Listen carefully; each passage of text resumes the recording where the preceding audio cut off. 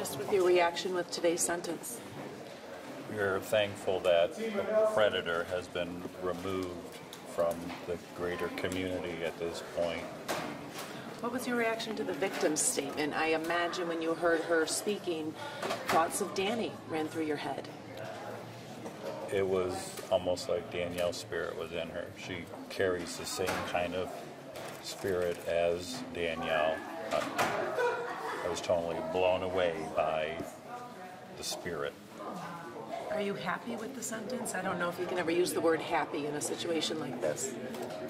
I'm relieved that this victim was able to survive and doesn't have to go through the ongoing court situation of being grilled about being reminded of that terrible experience. And as this case closes, your case really begins now in terms of looking for evidence. Yes, our hope is that other victims who have remained silent now have the courage to come forward and say, me too, that this was my perpetrator. If they didn't know Floyd Russell Galloway's name, maybe now with this additional coverage, by seeing his face, will give them the strength to come forward and say, that's the person that did that to me. And can you talk about how critical that could be in helping you get some closure with more victims speaking up if they're out there? I'm not sure. Our biggest goal is we want Danielle returned to us in any form so we can rest. And I know that you worked with Floyd, so you know him. He walked into that courtroom, he offered no words, no explanation.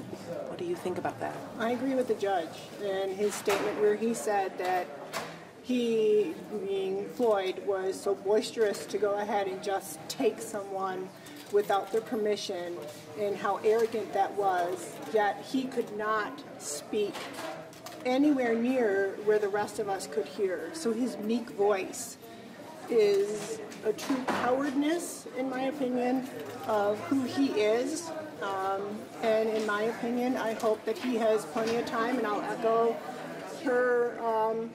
the survivor's sentiments that she is strong and we are strong.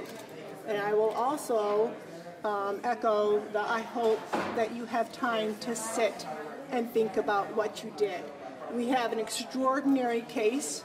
We have extraordinary people involved in law enforcement and in our community. So, Floyd, my message to you at this point is no longer we're going to be here, because you already know that. We know things. Danielle had spoken to me about you, and the police know that as well. So when you're in that cell and you're thinking about what you did and what you should do, you need to do the right thing. Why was it important for you to be here today for this case, for this sentencing? We all represent Danielle Stislicki.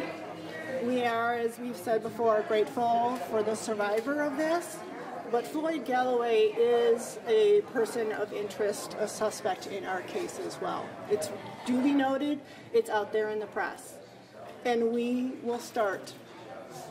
He will not know what we have, but we will pounce.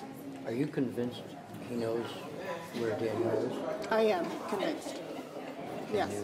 Without divulging anything? I won't divulge, because I will have our day in court. And I thank all of you guys for your time today and what you've done for us in this case in a year. But I recently found a letter from Danielle where she said, I want to live a life. I want to live in peace. I want to have a family. And he took that away from her. And we stand here today and we represent her. And we will continue to represent her with all of the community, with all of you, and all of law enforcement. Thank you.